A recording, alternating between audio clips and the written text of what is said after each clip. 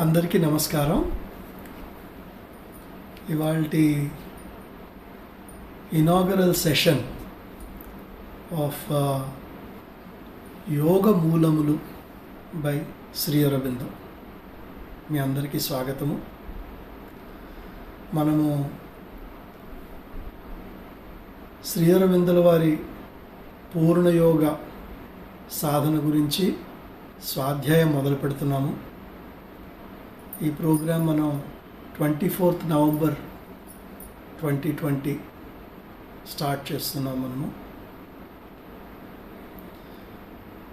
24 November విశేషం ఏమిటంటే శ్రీ అరవిందుల పూర్ణయోగంలో ఒక ముఖ్యమైన ఘట్టం 24 నవంబర్ 1926 టైం ఫ్రేమ్లో సంభవించింది. ఇన్ఫ్యాక్ట్ ఆ తేదీ ఏదైతే ఉందో అది శ్రీ అరవిందో ఆశ్రమ్ ఫౌండేషన్ డేగా కూడా మనం అనుకుంటూ ఉంటాం. దీన్ని దర్శన్ డే అంటారు, సిద్ధి డే అంటారు. సో డీటెయిల్స్ నేను in time we will discuss. నా ప్రైమరీలీ కొద్దిగా మనం ముందుకెళ్లే ముందు శ్రీ అరవిందో గురించి, మదర్ గురించి తెలుసుకుందాం. శ్రీ అరవిందుల వారు 1872లో పుట్టారు. ఆయన 5-6 ఏళ్ల వయసులో ఉండగానే వాళ్ళ నాన్నగారు ఆయన అన్నదమ్ముల్ని అందరినీ ఇంగ్లాండ్ పంపించి వీరికి పాశ్చాత్య శిక్షణ మాత్రమే ఇవ్వండి, ఈ వెనకబడిన ఇండియన్ కల్చరు, ఇండియా, భారతదేశం, ఇవన్నీ వీటి ఛాయ కూడా వాళ్ళ మీద పడకూడదు, వెస్టర్నర్స్గా డెవలప్ అవ్వాలి అనే ఉద్దేశంతో వారిని అక్కడికి పంపించారు. ఆయన 21వ ఏట దాకా ఇంగ్లాండ్లో చదువుకుని అప్పుడు వెనక్కి వచ్చేసి కొన్నాళ్ళు గుజరాత్లో పనిచేశారు. విచిత్రం ఏమిటంటే ఆయన 20 ఏళ్ళు వెస్ట్లో, 21వ ఏట దాకా వెస్ట్లో ఉండి వెనక్కి వచ్చినా సరే ఆయనకి భారతదేశం అంటే మక్కువ, సనాతన ధర్మ సంస్కృతి గురించి తెలుసుకోవాలనే తపన ఉండడంతో ఆయన ఒక 7-8 ఏళ్ల కాలంలోనే పూర్తి సనాతన ధర్మ సంస్కృతి మీద అవగాహన పెంచుకోవడమే కాకుండా ఆయన యోగ సాధన మొదలుపెట్టి, అంటే వీళ్ళు పుణ్యపురుషులు, మనతో కంపేర్ చేయడానికి ఉండదు. ఇది మన నార్మల్ మానవ మాత్రుల గురించి మాట్లాడుకున్నట్టు వీరి గురించి ఏం మాట్లాడగలం మనం. ఉపనిషత్తుల సారాంశం, వేదాస్ గురించి అన్నీ ఆయన అవపోసన పట్టేసి నెమ్మదిగా రాజకీయంలో కొద్దిగా స్ట్రాంగ్గా అయ్యారు. Visible face of Indian nationalism అయ్యి, ఇన్ఫ్యాక్ట్ మన పూర్ణ స్వరాజ్ కావాలి అని అడిగిన ముఖ్య వాయిసెస్లో one of the most important voices of India who was asking for Sampurna Swaraj, complete independence, Lala Lajpat రాయ్తో పాటు శ్రీ అరవిందో పేరు కూడా మనం తలుచుకుంటాం. అప్పటిదాకా అందరూ మాకు డొమినియన్ స్టేటస్ ఇవ్వండి, మీరు క్వీన్గా ఉంటారు, మేము కాలనీగా ఉంటాము, ఇలా ఒప్పుకున్నారు. కానీ శ్రీ అరవిందో గారు అలా ఒప్పుకోలేదు. దయచేసి మమ్మల్ని వదిలేసి వెళ్ళిపోండి, మా పాటలో మేము పడతామని చెప్పేసి బ్రిటిషర్స్ తరివేసే ప్లాన్ ఏదైతే ఉందో, ఆ ప్రోగ్రామ్ ఏదైతే ఉందో ఆయన ఇనిషియేట్ చేశారు. తర్వాత ఏదో ఆయన సహచరులు కొంతమంది ఒక బాంబ్ బ్లాస్ట్ కేసులో కల్కటాలో జైలుకి పంపడం జరిగింది. ఒక 1 ఇయర్ శ్రీ అరవిందో కారాగారంలో గడిపారు. ఆ టైంలో ఆయనకి భగవద్గీత ఆయన తటస్థించింది. ఆయన అంటారు, శ్రీకృష్ణుల వారు నా చేతిలో భగవద్గీత పెట్టడమే కాదు, నా చేత సాధన చేయించి నాకు సంపూర్ణ సాక్షాత్కారం అయిపోయింది వాసుదేవుడిది అని చెప్పి అప్పుడు ఆయన చెప్తారు, నాకు వాసుదేవుడు డైరెక్షన్ ఇచ్చాడు, ఇంకా పాలిటిక్స్తో నీ పని అయిపోయింది, భారతదేశం విల్ బీ ఫ్రీ, బట్ మానవ జాతినే you have to make it free from ignorance. ఈ భ్రమ నుంచి బయటికి వచ్చి అసలు మానవత్వం నుంచి దైవత్వం వైపు ఎలా వెళ్ళాలి మనిషి అనేది నువ్వు ఆ పర్టికులర్ ప్రోగ్రామ్ చేపట్టాలి అని తదంతరం ఆయన పాండిచ్చేరి వచ్చి అక్కడ సెటిల్ అయ్యి దాదాపు ఒక 15 ఏళ్ళు అక్కడ సాధన చేసి ఆ టైంలో నెమ్మదిగా శ్రీమాత వారిని కలవడం జరిగింది. ఆవిడ ఫ్రెంచ్ నేషనల్, 1878లో పుట్టి 1914లో ఫస్ట్ ఆయన్ని శ్రీ అరవిందుల వారి దర్శనం జరిగింది. శ్రీమాత శ్రీ అరవిందుల వారు మార్చ్ 14, 1914 కలవడం జరిగింది. ఆ తర్వాత మార్చ్ 29, 1914 కలవడం జరిగింది. ఆ తర్వాత 1920లో అప్పటికే శ్రీమాత ఆవిడ రచనలు అవి చదివితే ఆవిడ ఫ్రెంచ్ నేషనల్ అయినప్పటికీ కూడా మీరు ఆవిడ నోట్స్ చదివితే 1900 నుంచి 1910 నుంచి 1911 నుంచి ఇవన్నీ చదివితే మీకు అర్థమయ్యేది ఏమిటంటే ఆవిడ ఆల్రెడీ ఒక రకంగా ఒక సెల్ఫ్ రియలైజ్డ్ సోల్. ఆవిడ ప్యారిస్లో ఉండగానే ఈయన కలిసే ముందే ఆవిడ అంటారు, నేను ప్యారిస్లో మెడిటేషన్ చేస్తూ ఉంటే నాకు ఒక యోగి వచ్చి డైరెక్షన్ ఇచ్చేవాడు, మెడిటేషన్స్లో గైడెన్స్ ఇచ్చేవారు, అదే శ్రీ అరవిందుల వారు అని చెప్పారు ఆవిడ తర్వాత. సో మానవ మాత్రంలో మనం మాట్లాడుకునే భాష, మనలో జరిగే సంఘటనలు వేరు, ఈ యోగులు వాళ్ళు చేసే ప్రోగ్రెస్, వాళ్ళు చేసే డైరెక్షన్స్ వేరు. తర్వాత ఆవిడ శ్రీ అరవిందుల వారిని కలవంగానే చెప్పారు, ఈయనే నా గురువు, ఈయన నాకు ఎంతో గైడెన్స్ ఇచ్చారు. తర్వాత 1920లో పాండిచ్చేరి వచ్చేసి నేను వీరి దగ్గర ఉండి సాధన చేసుకుంటానని చెప్పేసి ఆవిడ అలాగా శ్రీ అరవింద్ దగ్గర రావడం జరిగింది. తర్వాత 1926 సిద్ధి డే తర్వాత శ్రీ అరవిందుల వారు అన్నారు, నేను ఏ యోగ సాక్షాత్కారానికైతే నేను ప్రయత్నం చేస్తున్నానో దానికి నేను ఇంకా అందరినీ కలవడం అది నా వల్ల కాదు, నేను విడిగా వెళ్ళి నేను తపస్సులాగా చెయ్యాలి, అప్పుడే సాధ్యం అవుతాయి ఈ యోగ గమ్యాలు. 1926 నుంచి ఆయన శ్రీమాతే మీ అందరికీ గురువు అని చెప్పడం జరిగింది. అక్కడ 1926 నుంచి ఆయన ఒక రూమ్లో మోరార్లెస్ ఒక 2-3 గదులు ఉంటాయి శ్రీ పాండిచ్చేరిలో ఫస్ట్ ఫ్లోర్లో, ఆయన ఆ గదుల్లో ఉండడం, శ్రీమాత శ్రీ అరవింద ఆశ్రమ్ అన్నిటికీ ఇన్ఛార్జ్గా ఉండడం అలా జరిగింది. తర్వాత 1926 తర్వాత ఇంకొక ముఖ్యమైన విషయం ఏమిటంటే శ్రీ అరవిందుల వారు శ్రీమాత గురించి క్లియర్గా చెప్పారు ఆయన సహచరులకి, ఈవిడ్ని మీరు ఏదో పాశ్చాత్య దేశం నుంచి వచ్చిన 40 ఏళ్ళ ఆవిడ అనుకుంటున్నారేమో, అలా కాదు, ఈవిడలో ప్రవహించే శక్తులు ఏవైతే ఉన్నాయో ఇవి అతీత శక్తులు, ఇవి మానవాతీత శక్తులు, ఇది సాక్షాత్ జగన్మాత అని చెప్పేసి ఆయన రాయడం జరిగింది. మాతృశ్రీ అని ఒక చిన్న పుస్తకం కూడా కొంతమంది దగ్గర ఉంది. దాంట్లో 6వ చాప్టర్లో కనుక చూస్తే ఈవిడలో శ్రీ మహేశ్వరి, మహాకాళి, మహాలక్ష్మి, మహాసరస్వతి సమన్వయం చేసి శక్తి ప్రవాహం జరుగుతోంది, ఈవిడే మీ అందరికీ యోగ సాధనలో గైడెన్స్ ఇస్తారని చెప్పేసి శ్రీ అరవిందుల వారు సహచరులకు అందరికీ చెప్పి she is your mother, she is your guru అని చెప్పడం జరిగింది. సో ఇలాగా శ్రీ అరవిందుల వారు శ్రీమాత అక్కడ పూర్ణయోగ సాధన అందరి చేత వారు చేయడం, అందరికీ గైడెన్స్ ఇవ్వడం ఇలా జరిగింది. 1950లో శ్రీ అరవిందుల వారు దేహం త్యజించేశారు. తర్వాత ఇంకో 23 ఏళ్ళు శ్రీమాత కంటిన్యూ చేశారు అక్కడ ఈ వర్క్ చేయడం, ఈ సాధన చేయడం, అందరికీ గైడెన్స్ ఇవ్వడం. ఇదంతా జరిగిన తర్వాత 1973 నవంబర్ 17న ఆవిడ దేహత్యాగం చేశారు. ఇది క్లుప్తంగా చెప్పాలంటే శ్రీమాత శ్రీ అరవిందుల వారి బయోగ్రఫీ. ఇప్పుడు 2-3 విషయాలకు వద్దాం మనం. ఒకటి ఏంటంటే ప్రతి గురువు ఒక మార్గం చెప్తారు, ప్రతి గురువుకి సాధన చేసే ఒక పద్ధతి ఉంటుంది. ప్రతి గురువు దగ్గర నుంచి వారి డిసైపుల్స్గా, వాళ్ళ డివోటీస్గా వాళ్ళకి ప్రార్థన చేసి మనకి లభించేవి కొన్ని ఉంటాయి. అందరూ ఒకటే అనడానికి ఒక రకంగా సాధ్యం కాదు. ఎందుకంటే ఎలాగైతే మనం దేవతల గురించి మాట్లాడినప్పుడు ఒక గ్రామ దేవత దగ్గరికి వెళ్ళి మనం ఒక పర్టికులర్ ప్రేయర్ చేస్తే ఆ గ్రామ దేవత ఆ పరిధి దాకానే ఇవ్వగలదు. మనం గ్రామ దేవత దగ్గరికి వెళ్ళి ఆత్మసాక్షాత్కారం కావాలి అంటే అవ్వదు. వాళ్ళు ఇచ్చే పరిమితులు వాళ్ళు ఉంటారు. ఇంకొక చోట వెళ్ళి ఫర్ ఎగ్జాంపుల్ మీరు వైదీశ్వరన్ కోయిల్కి వెళ్ళారనుకోండి తమిళనాడులో, అక్కడ మీరు ప్రేయర్స్ చేస్తే ప్రైమరీగా హెల్త్ కోసం ప్రేయర్స్ చేస్తారు. అక్కడ ఈశ్వరుడు ఆ పర్టికులర్ అలాగే వేరే వేరే దేవతలు. అలాగే గురువుల్లో కూడా కొంతమంది గురువులు ముందు ఈ దైనందిన జీవితంలో ఉపశమనం ఇస్తారు మనకి. అది పెద్ద చిన్న గొప్ప కాదా అనేది కాదు ఇక్కడ విషయం. ఒక్కొక్క గురువు ఒక్కొక్క పర్టికులర్ అప్రోచ్ ఉంటుందన్నమాట. కొంతమంది గురువులు ఆత్మసాక్షాత్కారం ఇస్తారు. శ్రీ అరబిందో మదర్ ఎంటైర్ పూర్ణయోగ సాధనలో the main factor is this. మనిషి ఇప్పుడు కనబడడానికి మానవుడిలాగా ఉన్నా ప్రకృతి ఏదైతే ఉందో అది ఇంకా చాలా మటుకు పశు ప్రవృత్తి. కోపోద్రేకాలు, కామాలు, ఫియర్, భయం, ఇవన్నీ ఆల్మోస్ట్ ఒక యానిమల్లో ఉన్న ప్రపోర్షన్లో మనిషిలో కూడా ఉన్నాయి. మదర్ శ్రీ అరబిందో యోగ సాధన, పూర్ణయోగ సాధన ఏమిటంటే మనిషి ఈ పశుత్వం నుంచి మానవత్వం దాకా వచ్చి మానవత్వం నుంచి దైవత్వానికి వెళ్ళాలి అని చెప్పారు. ఆ spiritual progress is the main path of Mother and Sri Aurobindo. ఇప్పుడు మనం యోగమూలములు చదివితే ఎన్నో చోట్ల శ్రీమాత శక్తిని మీలో అవగాహన చేసుకోండి, శ్రీమాత శక్తిని మీరు రిసీవ్ చేసుకోండి, ఆవిడే మీలో యోగం చేస్తుంది అంటారు.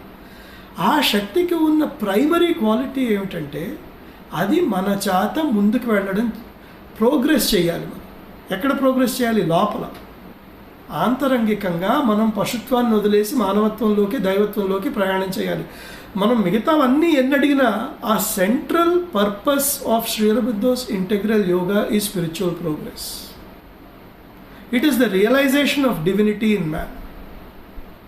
అదేమిటండి మరి మదర్ మాకు కష్టం వస్తే ఆదుకుంటారా ఆదుకోరా అంటే చాలా ఆదుకుంటారు, అది వేరే విషయం. అసలు మదర్ అంటూ కెరియర్లో ఎన్నో అవాంతరాలు వస్తే దాటేసి ముందుకు వెళ్ళి చాలా ప్రగతి పొందిన వాళ్ళు ఎంతోమంది తెలుసు నాకు. పిల్లలకు అనారోగ్యం ఉంటే మదర్కి ప్రే చేస్తా అంటే ఒక అబ్బాయికి ఫిట్స్ వస్తూ ఉంటే వాళ్ళ అమ్మగారి చేతిలో ఎత్తి మదర్ అనుకుంటూ ఆయన దక్కించుకున్నారు.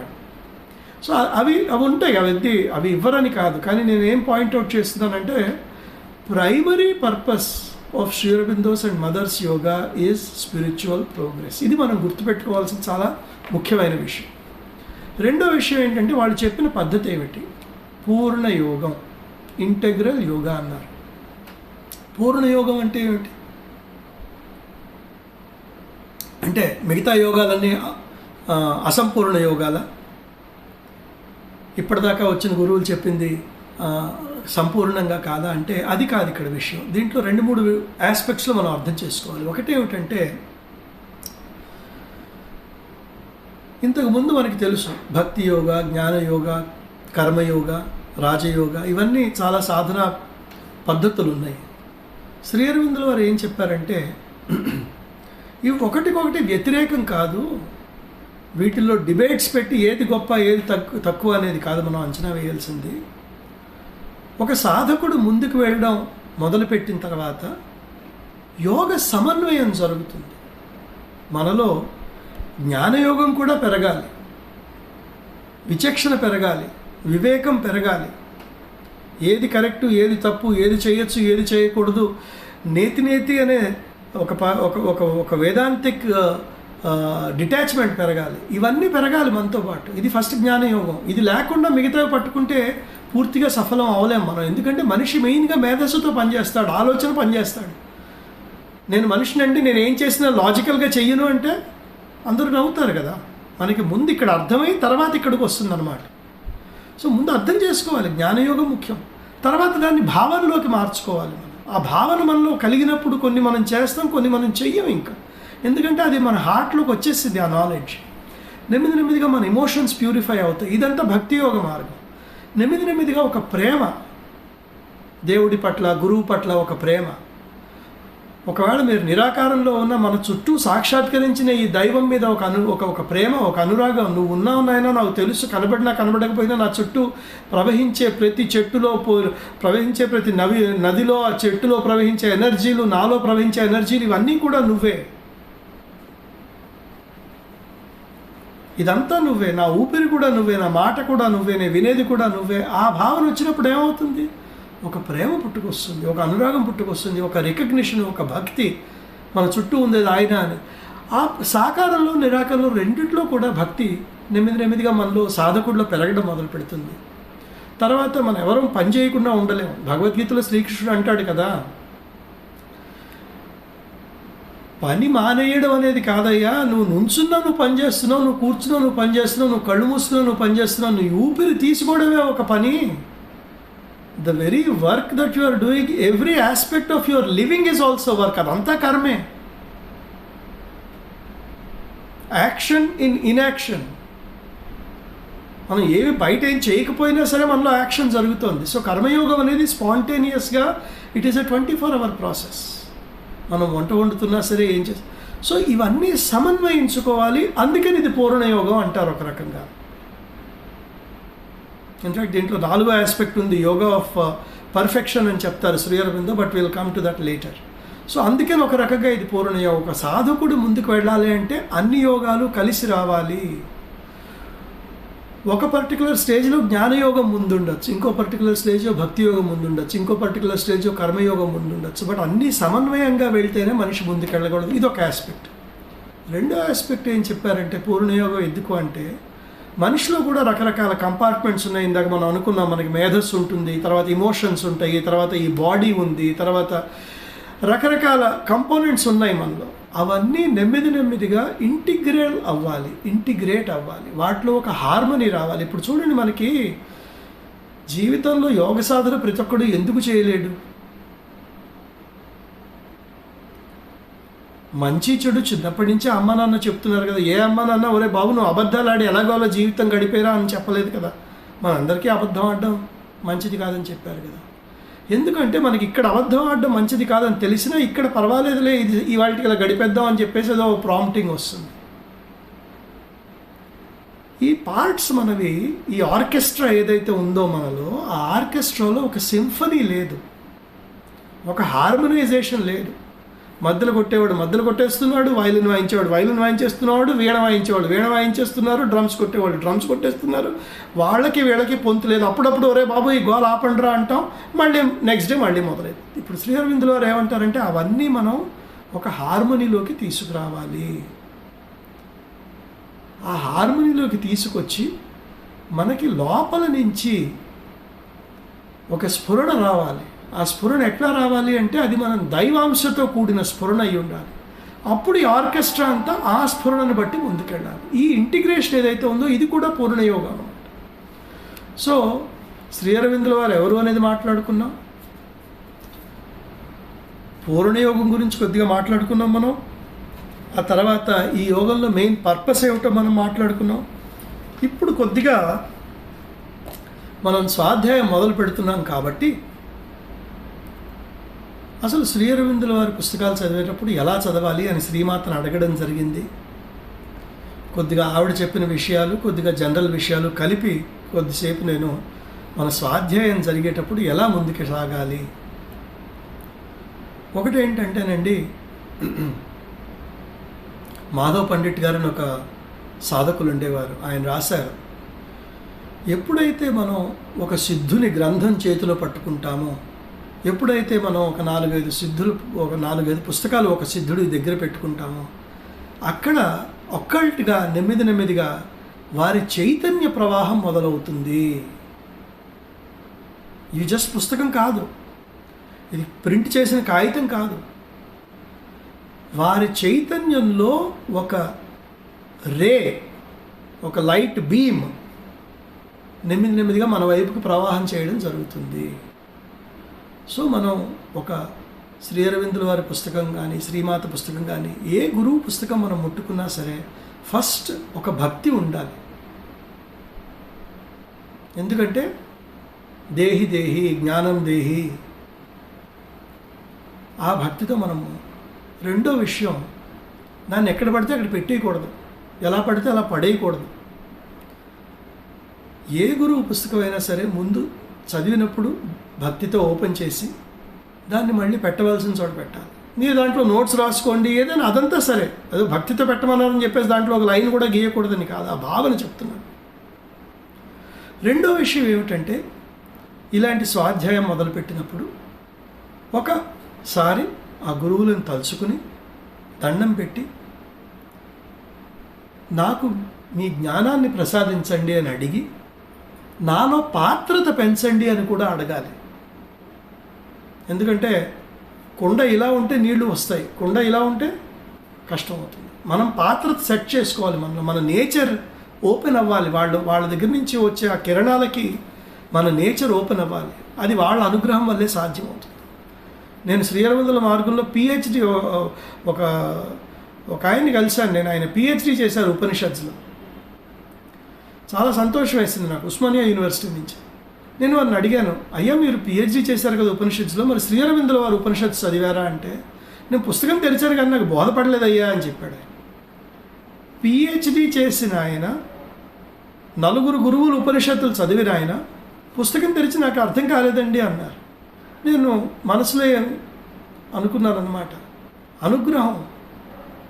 ఆ అనుగ్రహం ఉండి శ్రీమాత శ్రీ అరవిందుల వారి ఆశీర్వాదం ఉంటే ఆ జ్ఞానం దాని అంతటా అదే మనలో ప్రవహిస్తుంది. నిద్రలో కూడా స్ఫురిస్తాయి కొన్నిసార్లు. అది ఎంత దాకా వెళ్ళొచ్చు అంటే మదరు సావిత్రి గ్రంథం నాకు అర్థం కావట్లేదు అని చెప్తే ఆవిడ అన్నారు, మీరు చదువుతూ ఉండండి భక్తితో, అవసరమైతే మీ బ్రెయిన్లో ఉన్న సెల్స్ కూడా పెరుగుతాయి ఆ లైట్ రిసీవ్ చేసుకోవడానికి అన్నారు.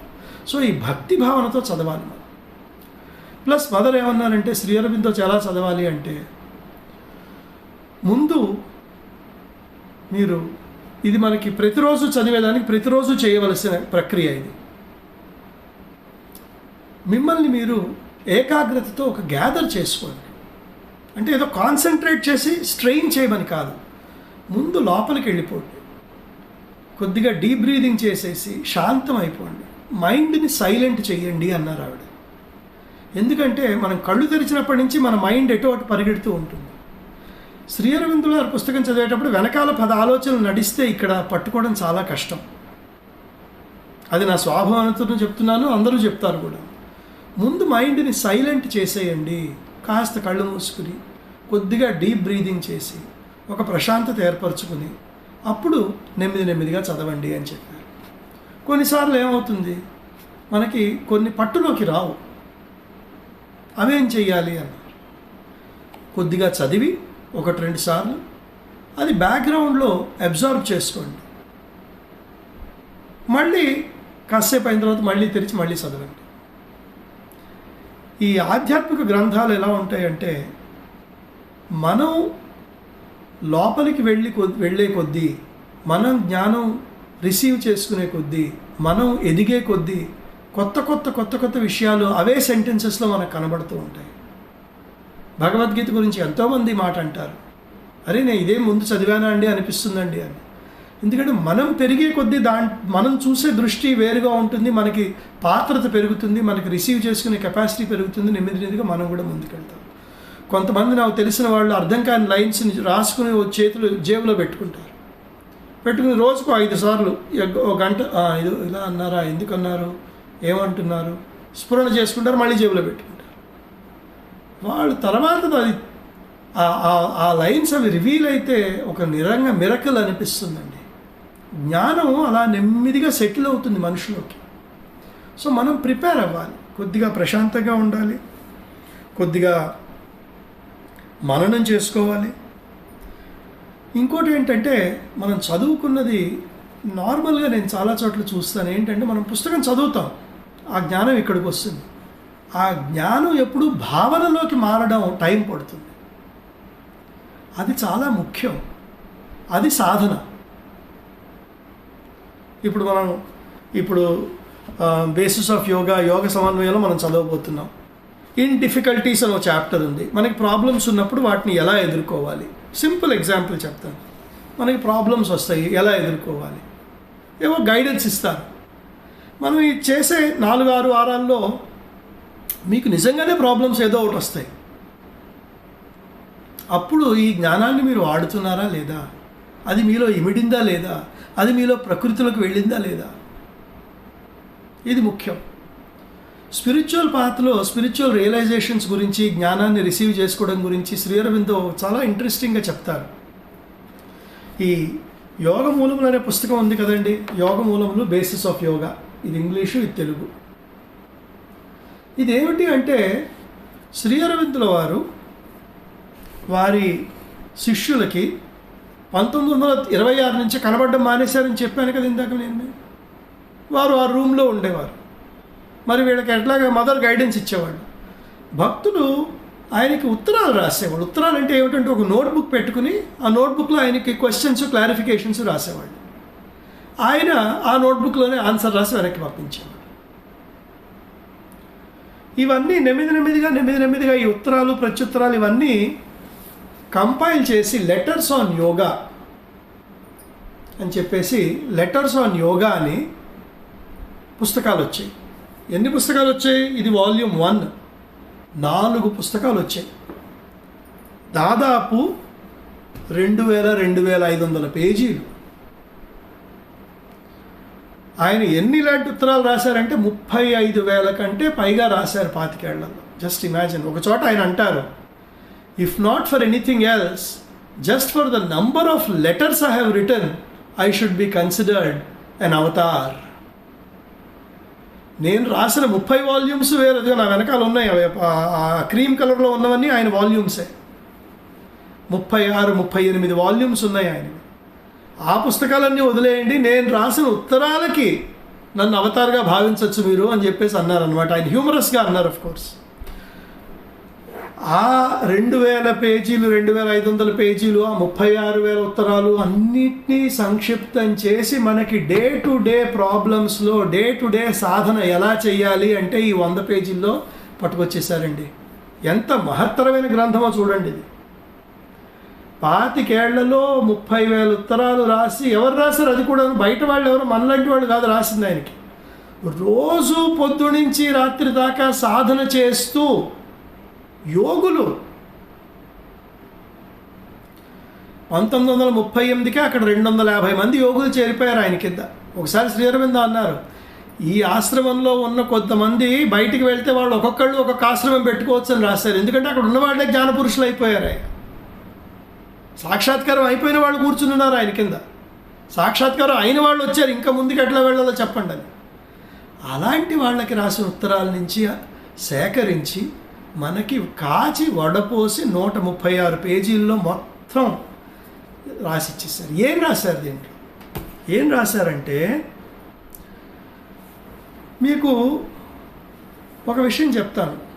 మనందరం గృహస్థులం, కామక్రోహాలతో తన్నుకుంటూ ఉంటాం, ఏదో తిప్పలు పడుతూ ఉంటాం. ఎవరో సిద్ధపురుషుడు వచ్చారంటే, అయ్య బాబోయ్ హిమాలయాల నుంచి సిద్ధపురుషుడు వచ్చాడా, ఆయన మహానుభావుడు, ఆయన వెళ్ళి దర్శనం చేసుకుంటే మనకి పుణ్యం వస్తుంది, ఆయన ఆశీర్వాదం వల్ల మనకి కాస్త జ్ఞానం వస్తుంది అని మనం వాళ్ళ దగ్గరికి పరిగెడతాం. సిద్ధపురుషులు ఎలా ఉంటారు? ఒక రకంగా చెప్పాలంటే ద్వంద్వాతీతులు, త్రిగుణాతీతులు, త్రికాల జ్ఞానులు, మహానుభావులు.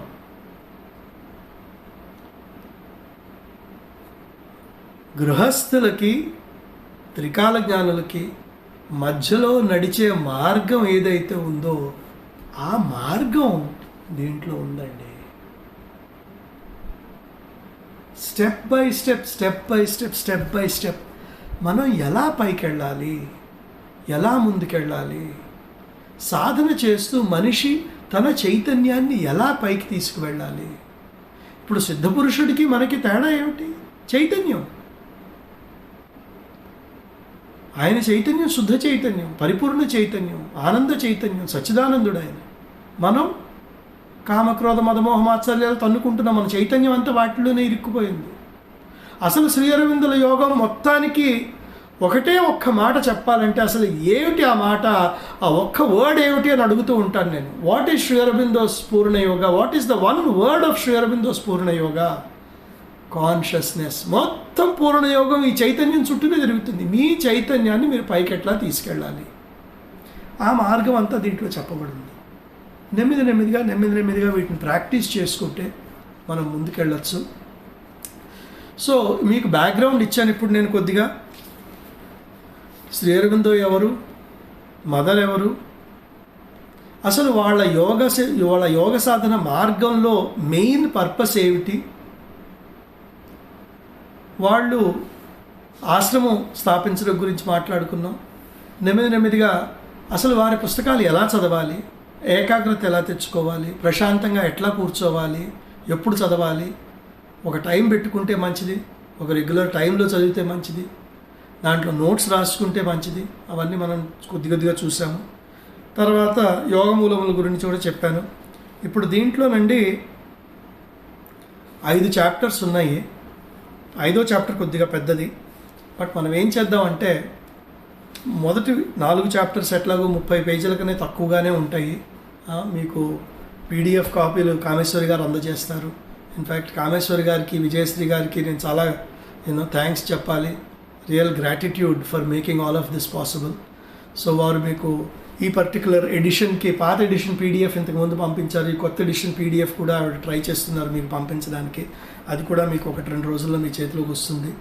దీంట్లో ఒక 30 పేజీలు చొప్పున ఫస్ట్ 4 చాప్టర్స్, తర్వాత 5వ చాప్టర్ కొద్దిగా పెద్దది. ఇవన్నీ చదివి మనం చూచాయిగా క్రిస్మస్కి వెనక ముందుట్లో మనం కంక్లూడ్ చేద్దాము. ప్రతి వారం నేను ఆ వారం మనం చదివిన వాటి గురించి ఒక అరగంట నేను ఇలాగే ఒక వీడియో తయారు చేసి మీ ముందు పెడతాను. మీకు ఏదైనా చిన్న క్వశ్చన్స్ అవి ఉంటే మీరు దయచేసి వాట్సాప్ గ్రూప్లో అడగచ్చు. సాధ్యమైనంత వరకు నేను ట్రై చేస్తాను. ఇన్ఫ్యాక్ట్ ఈ గ్రూప్లో కూడా నాకు తెలుసు మీలో ఎంతమంది ఎంతో చదివారు, ఎంతో సాధన చేసి ఉంటారు. మీరు మీ దగ్గర కూడా నేను కొద్దిగా నేర్చుకునే అవకాశం కూడా ఉంటుంది. మీరు ఏదైనా ఉంటే, మీరు ఏదైనా ఐడియా వస్తే కూడా పెట్టండి దాంట్లో, వాట్సాప్ గ్రూప్లో. మనం కలిసి ప్రయాణం చేద్దాం. ఎందుకంటే యోగ సాధన అనేది మన పూర్తిగా చైతన్యం పరివర్తన చెందేదాకా అందరం శిష్యులమే, అందరం సాధకులమే. దీంట్లో ఒకళ్ళు టీచర్ అని, ఒకళ్ళు స్టూడెంట్ అని లేదు. అందరం సాధకులమే, అందరం ముందుకెళ్తున్నాం. సో ఇంతటితో నేను ఇవాళ ఈ ప్రసంగాన్ని ముగించేస్తాను. మీరందరూ ఇంత పేషెంట్గా విన్నందుకు చాలా చాలా ఎన్నో ధన్యవాదాలు. మరొకసారి విజయశ్రీ గారికి, కామేశ్వరి గారికి ఇంత కష్టపడి అంతా కోఆర్డినేట్ చేస్తున్నందుకు మనస్ఫూర్తి కృతజ్ఞతలు. ఓం నమో భగవతే శ్రీ అరవిందాయ. ఓం శ్రీమాతా శరణం.